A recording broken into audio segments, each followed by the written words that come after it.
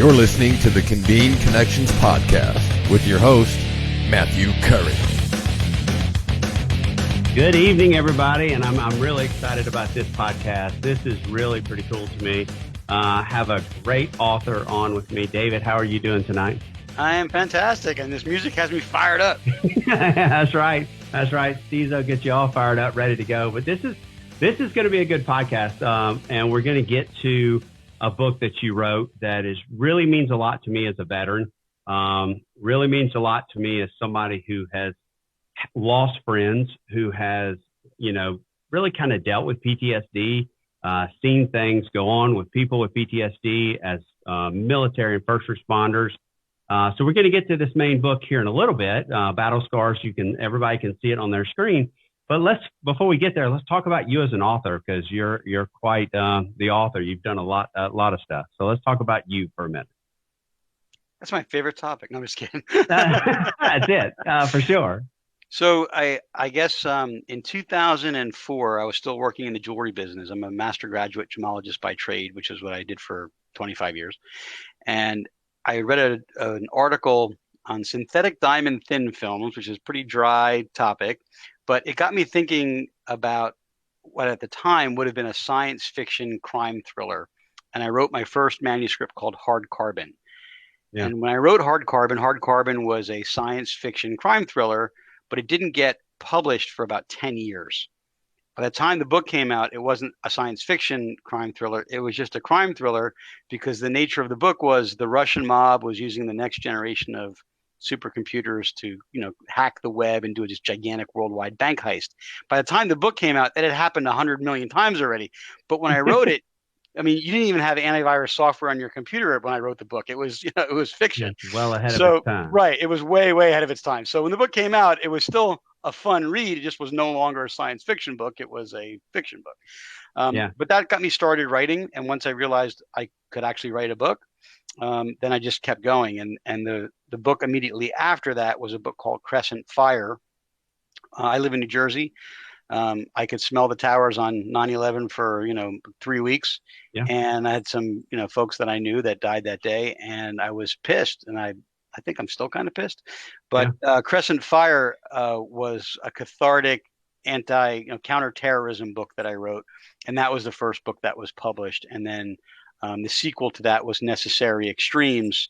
Those were both Penguin books that I did. And Necessary Extremes was also fiction at the time. I needed a bad guy, and so it was a book about what would happen if Iran got a nuke. And so I wrote that book in 2005 or so, when Iran didn't have a nuclear program, and that was also fiction. So again, my books have a habit of kind of coming true. Yeah, coming real. So I was going to ask you to write a book about me, but I'm not really sure. Winning the lottery. Now we're talking. Now we got a good idea. And a cool thing is, another thing that you and I have in common is, you said you're from Jersey, and so am I. So, where are you from? I'm not from Jersey. Oh, you moved a long time ago. That's not even a South Jersey accent. That's right. Yeah, no. But it's funny when we travel around with NASCAR, people will say, "Well, where are you from?" And that's what me and the other guy, we both sound like, we're rednecks from the hills of North Carolina, but we'll always say, "Oh, we're from Jersey." And they'll be like, "There's no way." No, there's no way, for sure. Yeah. So how many total books have you written? Well, 14 published at the moment, written about 17 or 18. I have 2 that I'm currently trying to sell. I have a crime story that's finished, that's ready to go. And I have a horror story, which is probably needs to be edited some, but it's also finished and ready to go. They just need homes. Yeah, that's right. How hard? Yeah, is it hard to find a publisher? It's about as easy as winning the lottery. Yes, it's very, very difficult. And it hasn't gotten any, even after 14 books, it has not gotten any easier. It's very difficult. If your name's Lee Child, you got a bestseller before you write it. Mid-list authors like myself, we just, we have to work. It's not a given. Yeah. Yeah. Let's talk about one of your series that you wrote. We were talking about it a little bit before we started, but let's talk about, you've written a lot about military stuff. And before we get to that series, just let's talk about how you're related to the military and how you've kind of built up a rapport to really kind of understand the military and be around the military. So some of the stuff that you do, because it's going to lead into Battle Scars a little bit later as well. So I think growing up, one of the things my dad always taught me was community service is the rent you pay for the space you take up on earth. And when I was about a junior or senior in high school, my mom started talking to me about college, and I laid it on her that I was either going to try to go to West Point, and if I couldn't get into West Point, I was going to join the Marine Corps. And after 3 days of my mom literally walking around the house crying, she made it so miserable. I was like, you know what? Forget it. You've taken all the joy out of this. And so I ended up going to Rutgers. And then after Rutgers, I went to gemology school for a year, and I went to the family business, and I did that for 25 years. While I was doing that, I also was elected into office, and I served 25 years in local government as mayor, deputy mayor, township committee, police commissioner in Freehold Township, New Jersey for that time period. I just retired in January of this past year from government service. And in my 25 years in the government, I had always tried to do things to help veterans. It just was part of me. I mean, I bleed red, white, and blue, just something I wanted to do. And so I got, integrated into that community, ended up as an associate member of the Philip A. Reynolds Detachment of the Marine Corps League in Freehold. I ended up as a board member of the Veterans Community Alliance. We've probably given away close to $250,000 in the last 14 years or so to veterans in need. So I've been doing a lot of stuff to try to help veterans. And I have a lot of friends, just as it turns out, a lot of my friends are veterans. So it's just, I'm not a veteran, but I feel like I'm part of that community. And I feel very fortunate that a lot of my friends will share very personal stories with me that they don't typically tell, civilians, but they trust me to be part of their family, which I take as an honor and a privilege. And when I tell stories, like whether it's Battle Scars or the team series, the anecdotal pieces, I work very hard to get that stuff right because I want to do right by you guys. You're better. I want to tell your story correctly. Yeah. And it's one of those things like when you watch Top Gun and you're a pilot in the military, you realize that's just, they don't get to wear a cowboy hat in the brief, it's just not realistic, And how many times would you be allowed to do a flyby on a tower? Yeah. How many times can you do a flyby, Mach 1? Yeah, it doesn't quite happen that way. So no, I appreciate that. I appreciate the realism that you bring. And when we talk about Battle Scars, we'll talk a little bit about it. But there's realism in it. I mean, it really is. It's you feel like you're there. Somebody who's been in combat, somebody who's been there, you feel like you're there, which is really a testament to how you're doing things. So I appreciate that. And as a veteran, I appreciate what you do to help other veterans. Because it's really important that we really reach out. And I see a couple of the guys watching from JTF 22-0. I'm a board member of that nonprofit. I love that nonprofit. And they're just doing great things out there to help people. And so hopefully we'll get you on that show as well. So you can get interviewed on that show. Because again, reaching out and helping veterans. And I think that's what your book here that we'll get to really kind of does. But so let's talk a little bit about, before we get to Battle Scars, let's talk about the teams series that you have. Because that's pretty cool. Yeah, let's talk a little bit about that. That's pretty cool. So I'll give you a shameless plug because I kept a copy. What else are you gonna do? So I met a guy who served 2 tours as a before they had the Navy SEALs, they had the frogmen, UDTs, underwater demolition teams. He did 2 tours as a frogman in Vietnam. And after 2 years, he was pulled out and put on the Navy All-Star exhibition team. And it was 15 total, toured around Southeast Asia in fancy sweatsuits, and they would do baseball games and whatever. Except the Navy never had an all-star baseball team. It was a CIA operation, and they used the baseball team as a cover story. And we just got to talking. As he told me his story, I was like, listen, I got to sit down with you. I have to interview you. And I sat down with a yellow pad or a few, and for a few hours, he just told me stories that were mind-blowing. And I was like, this is going to be a book. And at the time, I had just done 2 books with Penguin. And I gave Tom Colgan, who was my editor at the time, I gave him the first manuscript for the team series. And he read it. And he said, it's a cool story, but it's totally unberieval. And I said, well, this is the only thing I've ever written that's a true story. He said, well, no one's going to believe it. That was a baseball team. And in truth, there's a movie came out maybe a year or 2 ago about World War II, and there was a catcher who was actually a spy for the United States. Mel Ott, maybe? Is that his name? I forget. But anyway, so this story was eventually picked up by Post Hill Press. at the time, Post Hill thought maybe it had movie potential. So I was very excited. I thought this was it. I was going to my big break. I was Yeah. going to make movies. It never ended up happening, but we did end up getting 6 books out of the series. And basically, I take this group of warriors from all branches of the military plus CIA. They've assembled this group of, Superman, and they basically change their disguises and go to different hotspots around the world. The last one being the South China Sea. And so, of course, the South China Sea is big news nowadays, but I wrote that book probably 3 years ago. And of course, it was only just starting at that time, and now it's getting worse, right? So I should stop writing stuff before that. That's right. That's right. We're going to watch what you write. You're going to have to send it to me. I'm going to have to make sure I read it and make sure, okay, we can put this out or not.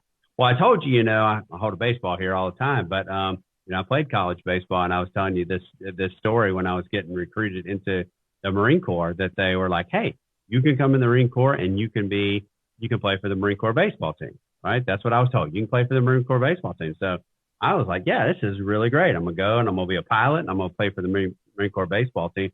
And I remember bringing it up to somebody, and they're like, yeah, 1, you're a pilot. 2, you're an officer. So forget it. You don't get to go play baseball. And you already signed on the dotted line. I was on the dotted line. They owned me, so I did my thing, and I wouldn't change a thing. So that's really cool. Now that's really cool. So when you're building your characters, how do you do it? I mean, what's, I know you said you talk through, but you interviewed that gentleman on the Yellow, but is that how you normally do it when it comes to military? And I know we're going to talk about battle scars. We're going to talk about battle scars, but we'll get to that. But let's talk about the other one. So it's different for every story. Sometimes a story starts with the plot line, and then I fill the characters in. Sometimes I have an idea for a character, and I just got to put him into a story. So the process is always different.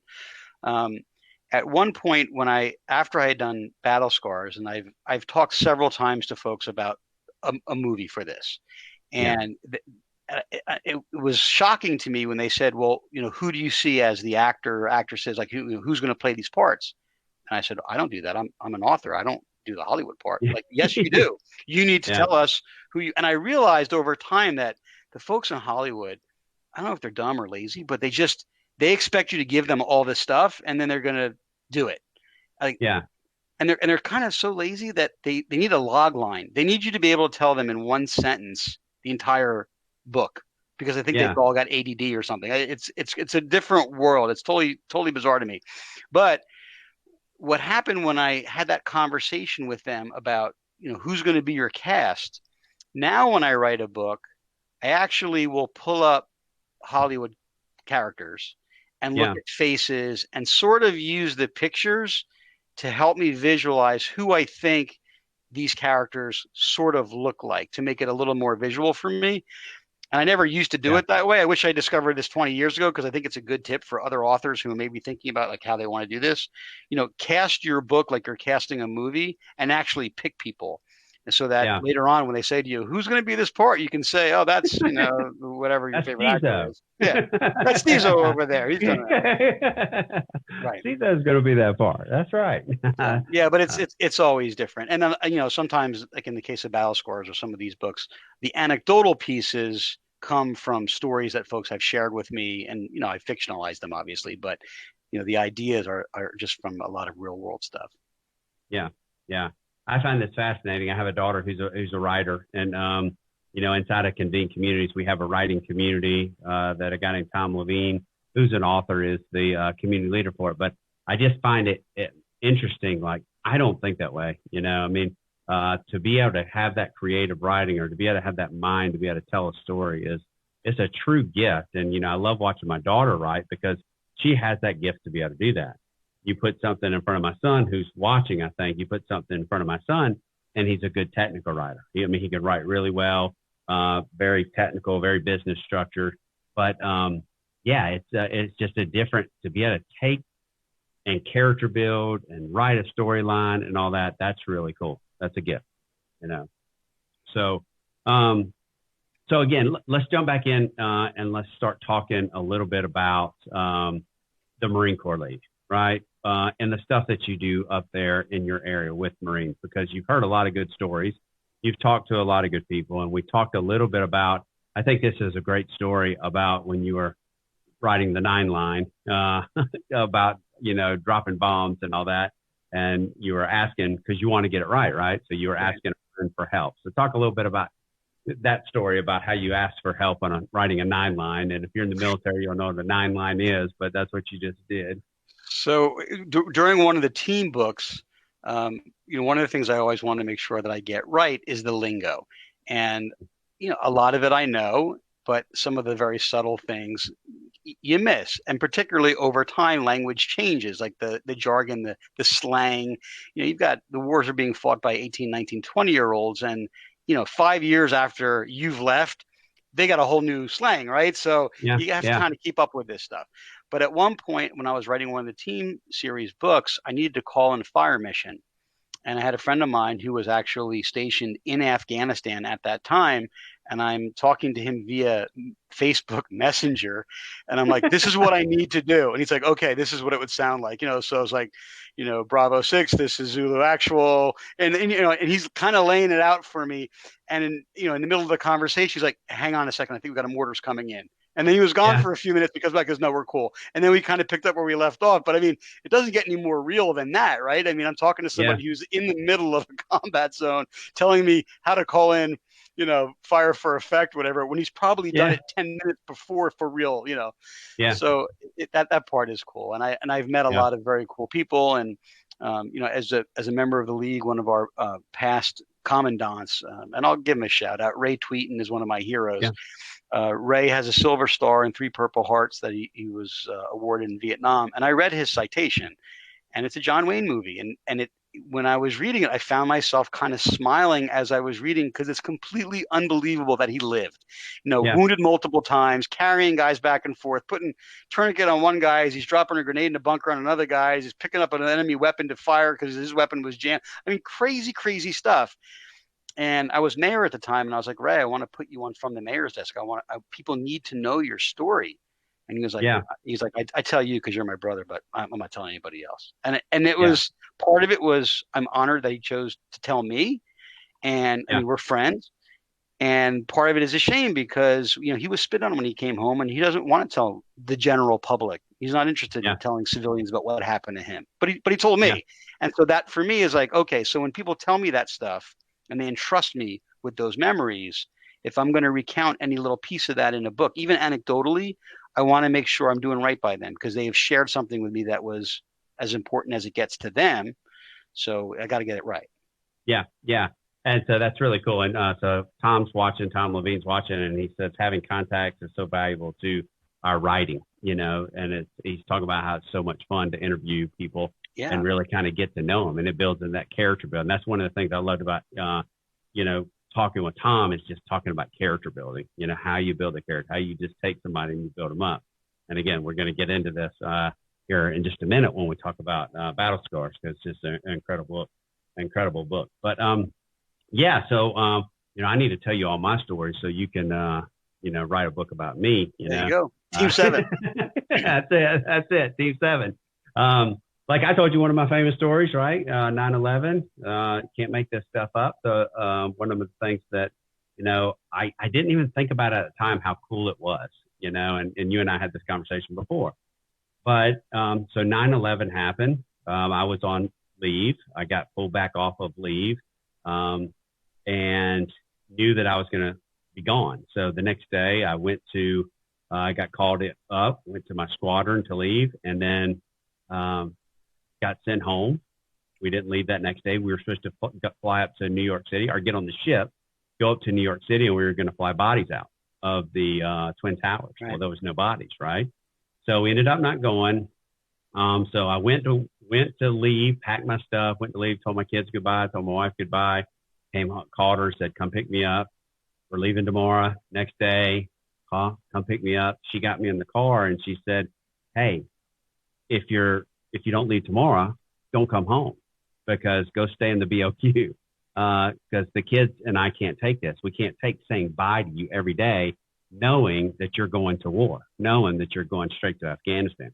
So we left right after that and went straight over to Egypt to do an exercise. And I got flown off the ship off of Egypt, and I went to Bahrain, and I was locked in a room with three Marines, myself, Mike Prosser, C.J. Williams, the Chief of Staff, and General Mad Dog Mattis, right? Yeah, chaos. So I'm a big fan of Mattis. Big fan. Everybody's got to be a bit. If you're not a fan of General Mattis, then you're wrong, because if General Mattis, I mean, and you know, so I was one of the first to get the knife hand, right? So, so that's how he talks to you. He gives you the knife hand. He's very direct. But if he would have said, "Get up and run through that wall," guess what we would have done? We'd have stood up, ran as fast as we could, and run through the wall, because he was that type of leader that just made you feel that passion. Yeah. But then we end up, you know, we plan it, we go and we take over Camp Rhino, the Southwest Desert Airship. We leapfrog, go take over Kandahar. And there we were. We're in Afghanistan and we're flying and doing combat missions with Navy SEALs, CIA, Australian SAS. What day did you arrive in country? In November. So November, I can't remember the exact day, but it's November 2001. So we were there. Within 2 months after 9/11, you were there. Yeah, we were there. So we were there in right after 9/11. First conventional forces in. Obviously, there was still some special forces, but I ended up leading a lot of the initial missions in Afghanistan that were done. A whole bunch of them. That's for another podcast. I got a lot of good. It's another book, stories. yeah. Yeah, it's a book. I got a book. I told you. So, but just interesting, you know, stuff that we did. Unfortunately, saw the good and the bad. Right. So, you know, people crashed, people die. I crashed a helicopter over there during a mission and thought it was a great idea to fly it home back to Kandahar International and landed on pallets. So I don't know about that, but we did it. And when they literally the next day, when they took the fuel, I had one shot left to land. I mean, we had one. They got less than a gallon of fuel out of the helicopter. That's how low on fuel we were. This was a Chinook? Yeah, it was a CH-46 Echo. That one right. Yeah, that one right there. So right behind me. So yeah, so some interesting stuff, interesting stories, things that we did. So, and again, you know, my story goes back all the way back to July 9th, 2001, where I lost my combat crew chief in a helicopter accident where they were flying right behind us and they ended up flying it right into the water. And this guy was literally one of my best friends. He was my combat crew chief that, when I checked into the squadron, when I got out of the car and walked into the squadron in my Alphas, he got out of the car in his Alphas and he walked in. I went to the XO, he went to the sergeant major, right? We walked out together and we were paired together. So we did everything together. This one particular night, he was supposed to be my crew chief. He ended up not being my crew chief this night. I saw him and I was like, "Hey, bro, why aren't we flying together?" And he said, "Well, I'm not going to fly with you tonight, but we'll fly together tomorrow night." And unfortunately, that night they flew it into the water, you know, and 3 Marines lost their lives, right? So huge impact. So as we move forward and we kind of transition into, you know, kind of talking about this, you know, this book that I want to talk about, and we'll come back to this story throughout this next little bit, because I think it really kind of goes with what Battle Scars is all about. Yeah, it was the hardest night of my life. Still to this day, it's the hardest night of my life. I told you about being in Israel a little bit ago. And, you know, I'm planting a tree in his name and I'm just bawling, right? We're talking about 20 years later, you know, so 19 years later. So it really plays an impact. And so let's kind of jump in and let's talk about Battle Scar. So we're going to talk about this book. What you were just saying made me think about when I was writing the book and I was getting ready to publish it, I wanted to get a couple of quotes from veterans before the book went out. So just kind of legitimize the book so people would know that it was, you know, a real story. Yeah. And one of my friends, I have a buddy, Wayne, who's special forces in Vietnam. He did a couple of tours, 2 or 3 tours with the Tiger troops out in the jungle. So he was like the only American with a bunch of Montagnards and some South Vietnamese soldiers. They'd be gone for 3 months at a time in Laos or Cambodia, and they'd come wandering back with intel or whatever. Yeah. So I'd asked him for a quote. And I remember he called me one day and he hung up. And I was like, that was weird. So I tried to call him back and I couldn't get him. And then the next day he called me again. And I said, "Hey, Wayne." And he hung up again. And like 10 minutes later, he calls me back. I'm like, "You got a problem with your phone?"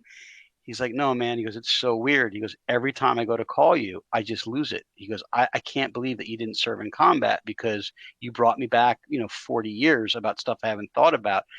And I was like, "Dude, I'm sorry. Like, my intention wasn't to upset you. It was to kind of, be inspirational a little bit." He goes, No. He goes, you totally hit it. This was great." He said, "But it just was difficult to think about. And so we ended up talking for 2 hours that day on the phone, just him telling me more stories and him telling me about the fact that battle scars was very realistic and didn't matter the war, because whether it was the Revolutionary War, the Vietnam War, or today in Afghanistan, the battle experience for the combat soldier has not changed.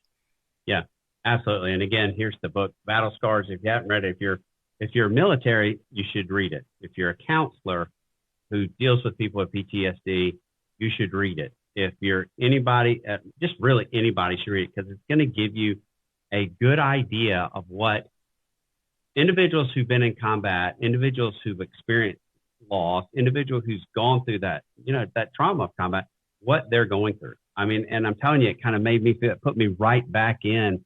And I'm a reader who reads a little bit, puts it down, reads a little bit. I didn't put it down, I told my wife, I'm like, hey, I'm going to read, I'm going to read. And, and so, I read and put it down, but it's not a long read, but it's so to the point, right? And it's so to the point, and it hits hard, and it's relatable to me. That's one of the big things. It's relatable to me. So let's talk about it. Let's just kind of jump in and kind of give the background. And we're not going to give the whole story away because you got to read it. Obviously, we want people to read it, but let's give the background of a little bit about battle scars.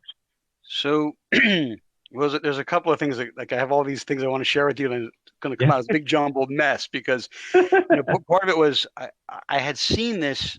When I write a book, I kind of see the movie in my head for a while. And so for 2 or 3 months, I don't write. I just watch the movie every night when I'm sleeping. And let's say I start to wake up around 5 or so, I start dreaming, but I'm like directing the movie in my head. And it sounds goofy, but I'll watch it in my head every morning before I get up for weeks or months, until I get to the point where this is developed enough for, okay, I got to get this down on paper. And then it just flies. And then I start working really fast. And so I had this idea for the movie Battle Scars, except I'm not a screenwriter, I'm a novelist, but I had to write this movie. So I had to teach myself, how do you write a movie? And so I bought a book on how to write screenplays. I bought software to how to write a screenplay, and I wrote the screenplay.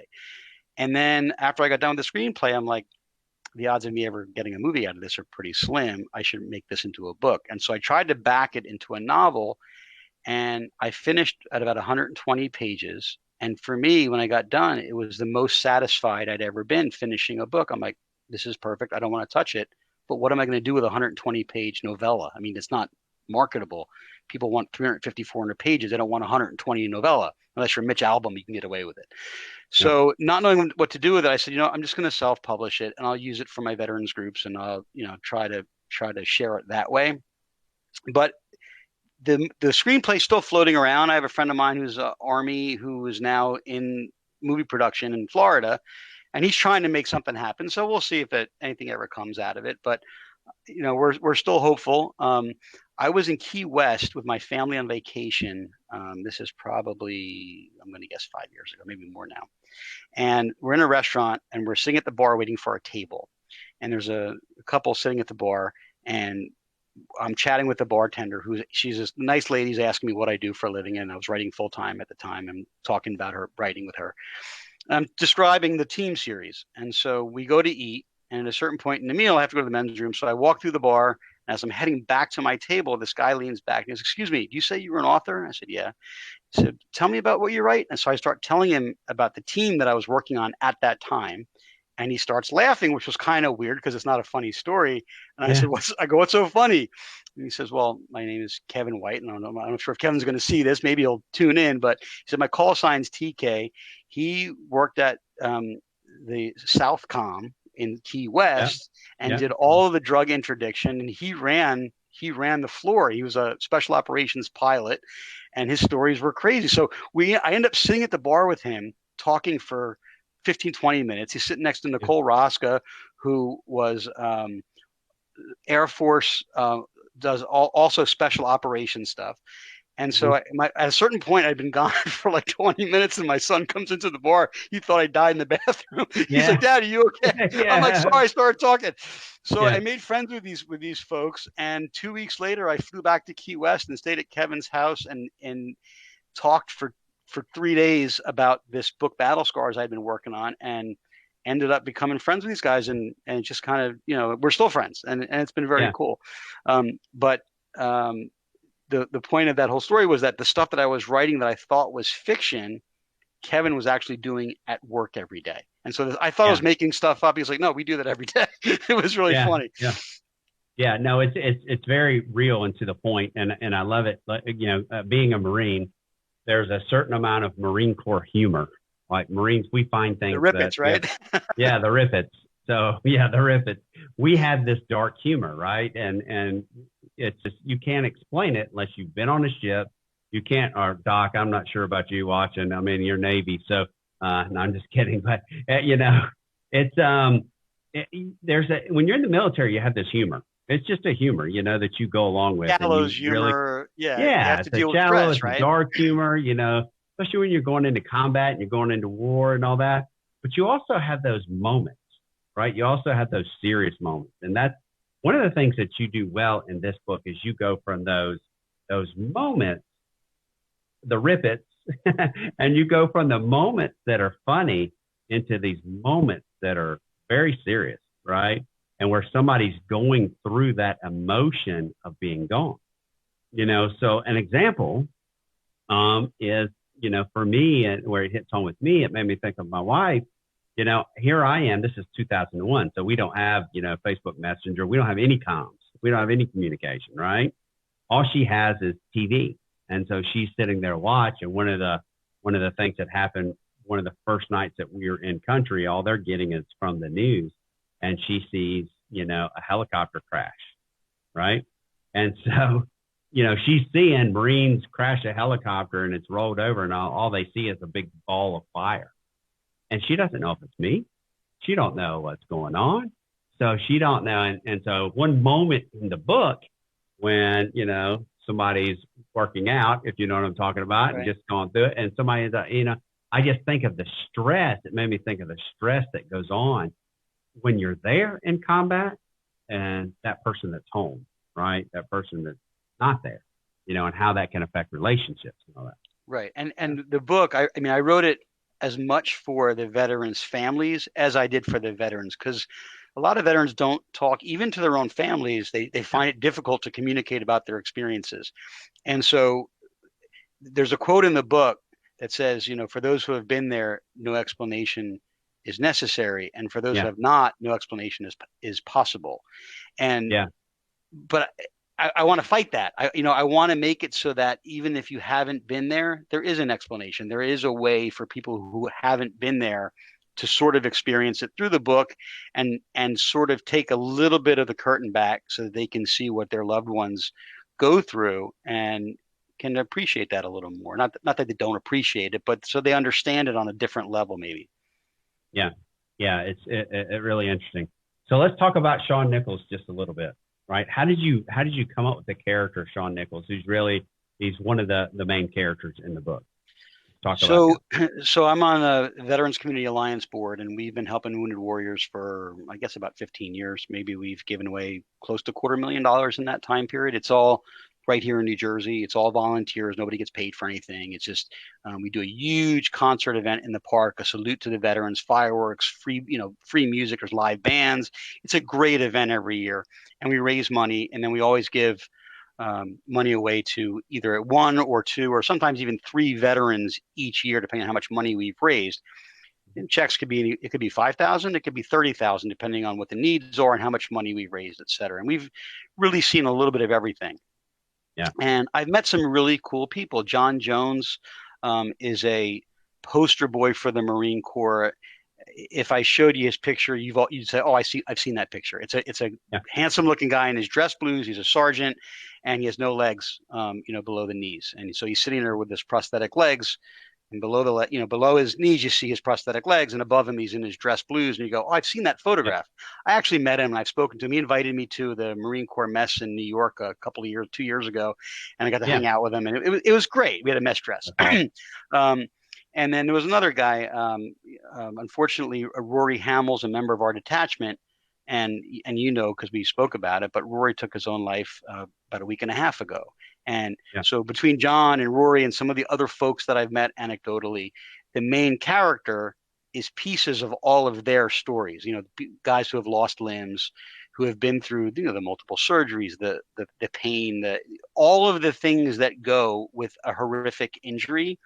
I remember Rory telling me the day that he was hurt. He had swept a house looking for mines, and he was walking out and was just about to wave to his buddies to say we're all clear when he stepped on the IED that his detector didn't pick up on the way in. He walked over on the way in, okay, walked out and hit it, and it took off his leg. And he was laying there, with his leg gone, holding it and screaming. And the guys couldn't run to help him because they didn't know how many other IEDs were there. And so, he's, eventually they got to him and they stopped the bleeding and they saved his life. But when I was talking to him at one point later on, he was like, I know I have PTS. He goes, but I worry about my friends who watched it. He goes, because I didn't see a lot of it because I was unconscious, but they saw it all happen in front of them. He goes, and they're going to see that forever. So it's, from somebody who had been through that, he wasn't even worried about himself. He was worried about his friends, right? His battle buddies. Yeah. And those kind of bonds that happen in combat that I think civilians would have a hard time relating to what those bonds mean. It's as much as a family member would mean, maybe even more. Yeah. But the main character was these guys. Yeah. So one of them is Rory, and we'll get back and we're going to talk a little bit more about Rory here. Really when we get close to closing out, because I want to kind of talk about that just a little bit more. But I'm glad you said battle buddies. Andy, Doc, that's watching, he has a movie, a little short movie that he did, and it's called Battle Buddies. That's awesome. It's just incredible. So you bring that up, and I think that is so important that, and again, when we go back and we'll talk about Rory here a little bit towards the end, I want to touch back on him, is that you got to look out for your battle buddies. You got to look out for your friends, right? And we'll get back to that at all. So we built the character, Sean, right? They're in combat over in Afghanistan, right? And, things are going good. Things are happening. Just give us a little bit of information. Again, we don't want to give away too much, but kind of build the story just to let people know, kind of set the stage of what goes on and a little bit of what happens. That drives us home. So the idea of battle scars was to give folks, particularly civilians, a glimpse into this is a combat outpost. So this is a very rugged spot, in the middle of nowhere, and you get to see what it's like to live, with your buddies in the face of combat, and then a serious injury. Their truck hits an IED, and so 3 of the 4 guys are killed. And Sean loses a leg, and his sergeant Deke pulls him out of the explosion and saves his life. And when he's returned to the U.S. and ends up at Walter Reed through his surgeries and his recovery, Deke and him take a journey together because they had a promise amongst their battle buddies that if anything ever happened, they would go visit their families and kind of tell them firsthand what had happened to give the families some closure, some support, and whatever.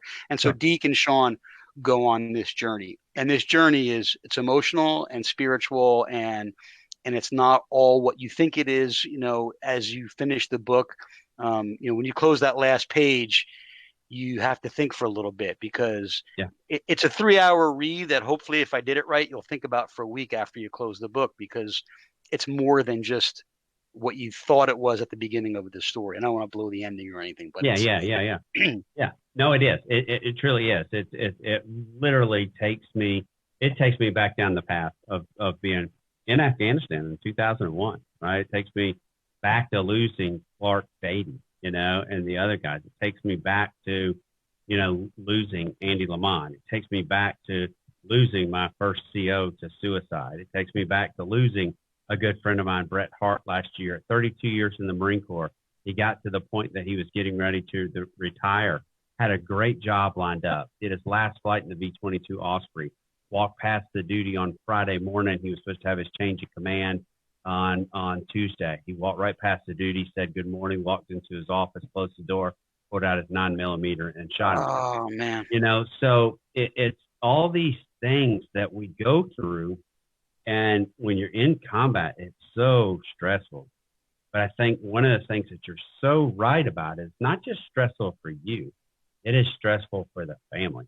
It is stressful for everybody involved. But it doesn't stop there. And I kind of want to touch on this. It doesn't stop there because a lot of times when the veteran comes back and the veteran's gone through that PTSD and the veteran's been in that combat, they don't want to talk about it. They keep it to themselves, right?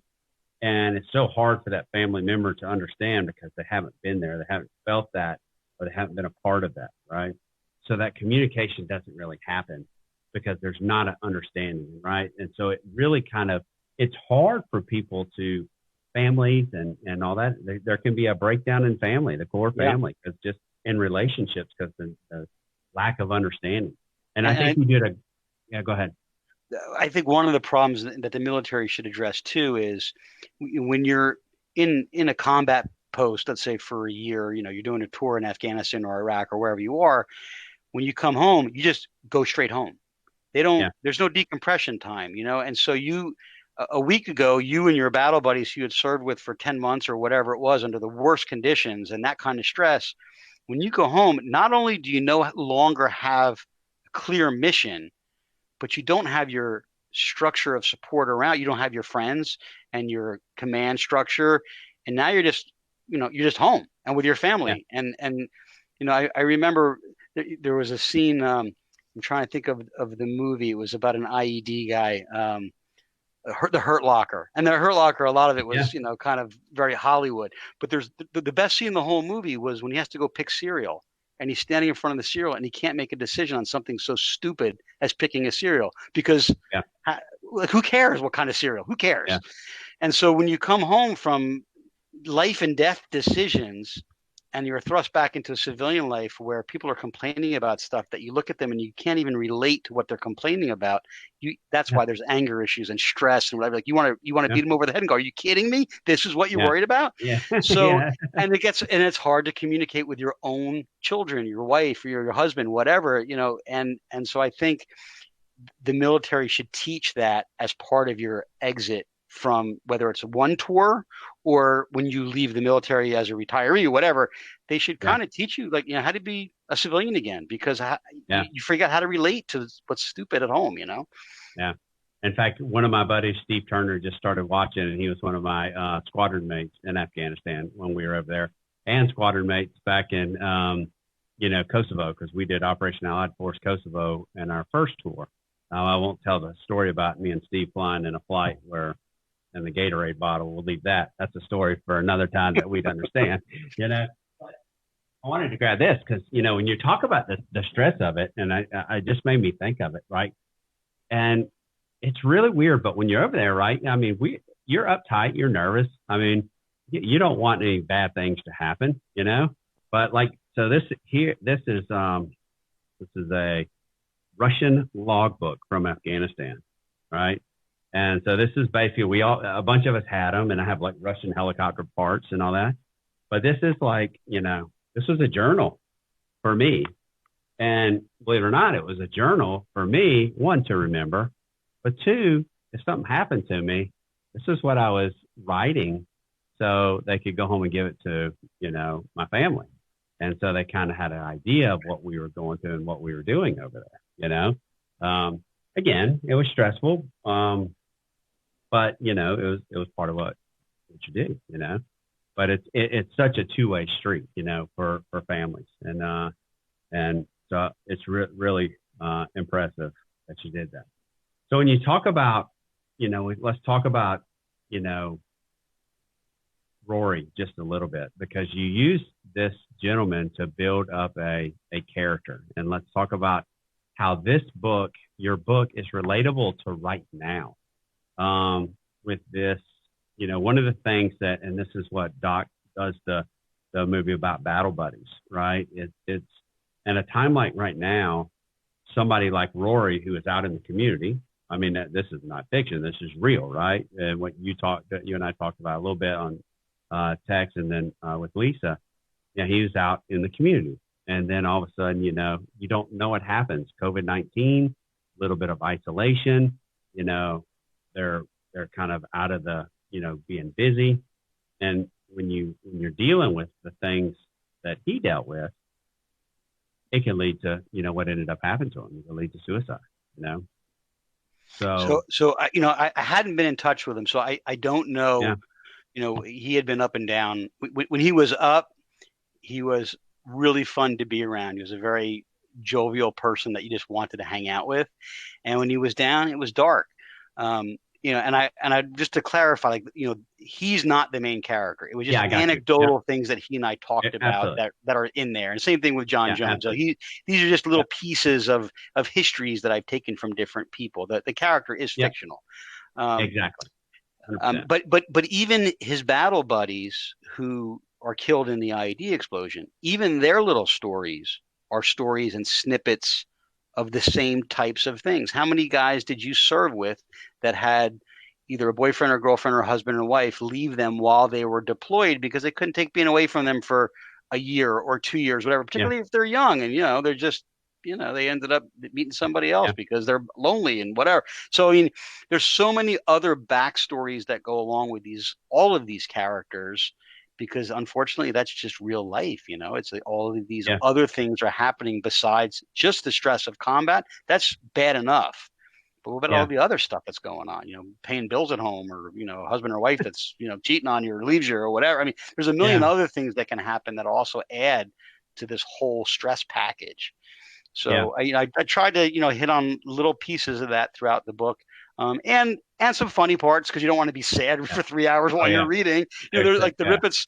Kevin White, he and I were sitting in Key West telling Rippet stories. I mean, my stomach hurt. We were laughing so hard. And then when I was actually getting ready to write the scene, I was doing more research, and like you can find Rippet stories, believe it or not. Yeah. Some of them, I was laughing so hard I thought I was going to throw up.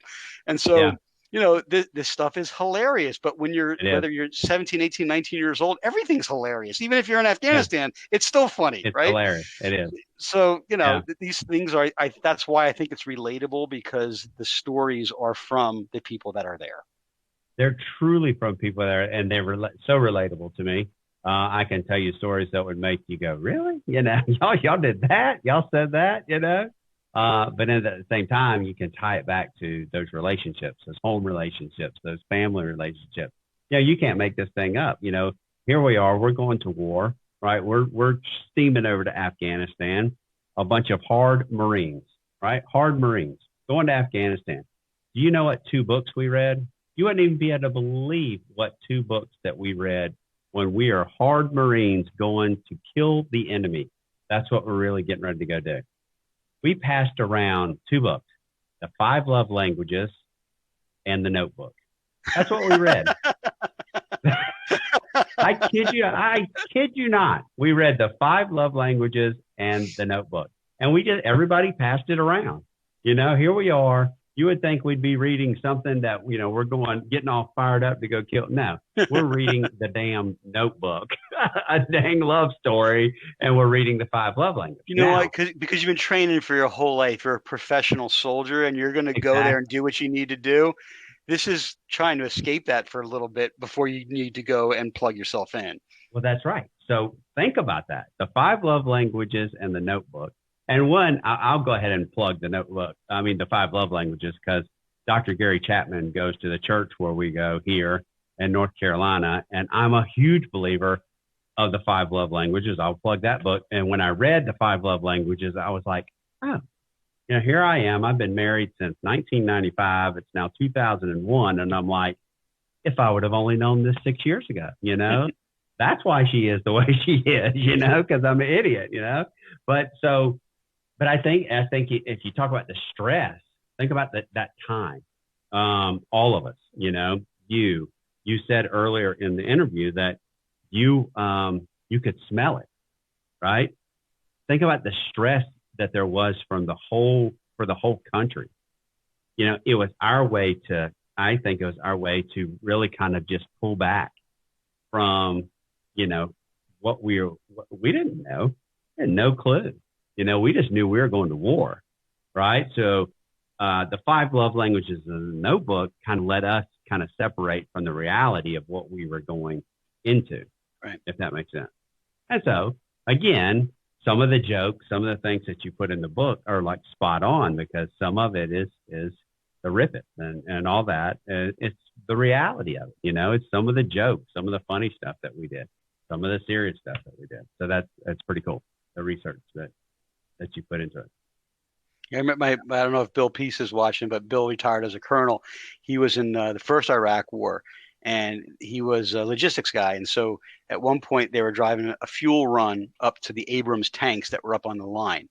And there was a time, and these caravans of fuel trucks were very fun targets for the enemy because they make a big noise when they blow up. Yeah. So at one point, the Brits were supposed to take up a fuel run to the tanks, and they said we can't go because it's too hot. These tanker trucks are getting hit all the time. So in the middle of the night, the Americans went up to their depot to pick up the trucks because they were going to take them. And while they were there, one of the guys climbs up into their water tower and paints their big flame emblem, which is like off their patch. And it says, "We roll because you won't." And so in the morning when the sun came up and the trucks were gone, they came out and the patch was on their water tower. And I thought that was like hilarious, but like that's the stuff. I mean, I'm sure the Brits were pissed, but really funny stuff. And they went and they made the fuel run. Yeah. Oh, that's the truth, though. That's really kind of some of the stuff that goes on, the good humor between different services and all that. Right. So that's, at the end of the day, you're all on the same team, but the ribbing and the chop busting, it's sport. Yeah. Oh, it is sport. It is pretty fun. We did a lot with Australian SAS guys when we were in Afghanistan in 2001.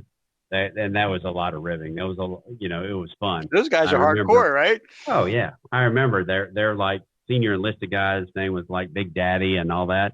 It was big, but he was just a funny guy, just a great guy, but he would rip you, But one of the things that always amazed me that they didn't want to see a crack of where you were not confident in what you were doing. If they saw a crack, they'd be like, "Get them out of here. We don't want them." They didn't want you to be a part of their mission. So if there was a crack, you're out.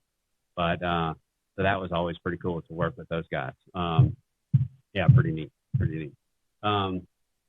So what's next for you? What do you've got a couple more books in the work. By the way, before we jump off that, read Battle Scars. So one of the things that I'm trying to talk David into doing here, one, we have an event coming up in a month or so. We're going to do Heroes Unite, and we're going to talk about, not to get back on this, Heroes Unite, and we're going to be bringing together military men and women and first responders. I think we were talking about this before the show. I have 659 patient flights. I've seen just the worst of the worst. I told you one of the stories, but I've seen just some crazy things. But I've also seen it's not just military men and women who have the struggles of PTSD, who go through that, thing. I think often, like one of the things they do well in first responder world is they do these big debriefs when somebody has gone through a big event. We have a mass shooting. We have that where, a lot of people have lost their lives. They'll bring in these teams that will help you recovery, counselors, everything like that. Well, that's good, and they still need to keep doing that.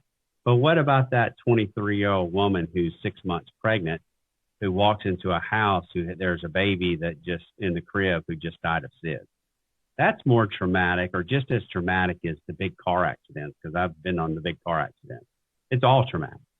So seeing that loss, seeing people lose their lives a lot, we have to think about everybody, not just military men and women, but we have to think about first responders as well. So one of the things that, I'd love for you to come back for that, but I'd also love to do, a book review with you with some veterans, because I think this is a powerful book. And I think if, we had some veterans sit down, read it, go through it. One of the things that I think, I'm a big believer in peer-to-peer counseling is that you sit down with a group of veterans, and if they read this book, it's going to open people up. And I don't know if you've had that experience. I know some of the book reviews. It's a conversation starter sometimes about stuff that's been buried for a while. And honestly, and it says so in the book, I wrote it for you guys. This was, I've written, probably 17, 18 manuscripts now. And it's always been for entertainment purposes. I tell stories to give you a mental vacation so you can sit down, read a book for a couple of days, and just enjoy getting away. That's why writers write, right? It's tell you a story. This one was different, and this one was so in a way, it was a thank you for what you guys have done, and it honors your service. And hopefully it bridges some communication between the civilian and the service family members and service people to get the conversation started. And the ending, as tough as the book was to read, because it does bring up a lot of emotions, I think it ends inspirationally. I think you finish the book and you close the cover and you feel like there is hope. There's light at the end of the tunnel. No matter how hard this is, if you're tough and you're willing to work through this, you can get there. And so that was the idea, was to get rid of that number 22, to lower that number. And I hope, and I know you're a counselor, and that's why I wanted you to have this book. That's how this whole thing started, was getting the book into your hands in the hopes that you would think that it was worthy of sharing with the folks that you work with, because I think it's helpful. Yeah, you're right. You're right here. I just felt I needed to do more than 22 push-ups, right? And that comes from the 22 push-up challenge. That comes from, again, I'm talking about JTF 22-0. Yeah, can you do more? Can we do more to help our fellow men and women get through whatever it is that they're going through? And I think it's a great book that starts conversations, right? It can help people open up. A veteran will relate to this. A veteran will visualize it. They'll think back. They'll tie it back to their moment, right? They'll tie it back to their stress points. They'll tie it back to losing their friends, because now I think it's very hard if you are in the military to not have lost a friend in combat, that's just the fact. You've lost somebody nowadays. If you're in the military, you've lost a friend, right? And then you've lost other people post-military, right? You've lost friends to suicide, and that's the last thing you want to have happen. You want to lift everybody up and help everybody through it. You want them to know that they can come back and ask for help if they need it. You want to know that, hey, I've walked in your shoes. I've been there. You can come talk to me. So everything that you come across in this book is just great. The way you built everything out. I think it is a communication starter. I think it's wonderful. So I appreciate it. Thank you. I'm glad that you felt it and it did what it was supposed to do. It did. Yeah, it 100% did. So what's next? I know you're writing other books. Anything great? So the next book is, it's called Blood from a Stone. It happens to be a wounded warrior, but the main character is me if I was a badass. He's a chef, oenophile, a wine. He's he loves to cook and drink and eat food and hang out with his friends, right? But he's a former Delta operator who was injured, and when he comes home, he doesn't really know what to do with himself, because now, what do you do with your job skills? And he meets his physical therapist and falls in love. And then he buys this house on Harker's Island, which is a kind of a cool place in the Outer Banks. And when he's building the basement to build this wine cellar for himself, he finds an old diary. And the diary belonged to a 16-year-old girl who had lived in the house many, many years ago, who had been raped and murdered. And it was the only bad thing that ever happened on the island. It's a very small community. And so he starts asking questions about this thing, because he reads this diary and nobody wants to talk about it. And so he makes himself read the whole thing. And as he realizes, as he's reading, that this girl was being abused by her father, and her father is probably going to be the next president of the United States. This happened a long time ago. He's long remarried. He's a congressman. And now Earl Stone, Blood from a Stone, Earl Stone's about to be the next president. And so as he starts to, do his own research and get into it, there are a lot of folks who don't want him looking around. And so luckily for himself, he can take care of himself. And so it's a thriller. It's dark. Parts of it are, a little ugly. Parts of it are funny because he's a sarcastic wise ass like the author. Yeah. So it's like a little bit of Nelson DeMille kind of style, if you're familiar with his work. That's the book I'm trying to sell right now. So that was I think probably my best book. And then I also have a horror story, because I'm not a horror writer per se, but I love writing horror because it's so fun to scare the crap out of people. So I have a Little Things Big it's a story about genetic engineering to make animals larger to feed the world, but it also makes skin mites larger, which wasn't part of the plan. And it's really disgusting, and it's fun. So those are the two books I'm trying to sell right now. And then I'm on to the sequel for Blood from the Stone will be my next work. So I'm always working on the next project. It's hard. That's good. So where can people find your books, and where can people find more? Hey, thanks for asking. If you go to www.davidmsalkin.com, you'll find all my stuff. And if you go to Amazon and just put in my name, David M. Salkin, you'll find 14 novels in a few different genres. They're all thrillers, but military espionage, crime, horror. So there's something for everybody, I guess. I hope. Yeah. Well, if you're a military man, woman, family member, if you're a counselor that works with people, I highly suggest get this book, Battle Scars, read it. It's a quick read, like David says, but it really kind of gives you a full understanding. It really. And I'll tell you, Matt, if any counselors are watching and they wanted to buy these like in bulk, I would be happy to purchase them at my price and just send them a box so they don't have to buy them, at the retail price if they're buying like a bunch of them or whatever, if they want to use them to help folks. Because that really was my hope, that the book would be helpful to folks who need to kind of deal with this stuff. Absolutely. Definitely reach out. Definitely do that. This book is a difference maker for military men and women, peer-to-peer counseling. If you're a military man, a woman that works with your peers, all that. So it just is a really good book. I've really enjoyed interviewing you. I've enjoyed, just getting to know you. Hopefully I can get to know you a lot more. Love to see you do some more in Convene. Love to see you on the JTF 22-0 podcast. I'll try to make that come back anytime, Matt. Thank you so much. Yeah, that's right. And so we'll kind of connect that up. Stezo, thank you so much. Stezo, thanks for doing the producing in the background. You can't see him, but we can see him in the background. That's right. That's right. And I'm looking at the lights in this room. I think I look green. So if anybody thinks like I'm suffering from I don't know, cirrhosis of the liver or something because I look green, it's just the lights in here. I'm sorry I don't look as handsome as the major. Yeah, that's it. That's it. Well, we'll get together and so you can write about me. Okay. Obviously, I'll make you a superstar. That's right. I got stories. I got a lot of stories. So thank you so much. Lisa, thanks for watching. And everybody else, thanks for watching tonight. We'll see you next Thursday night. Stezo, again, thank you. We appreciate it. Great.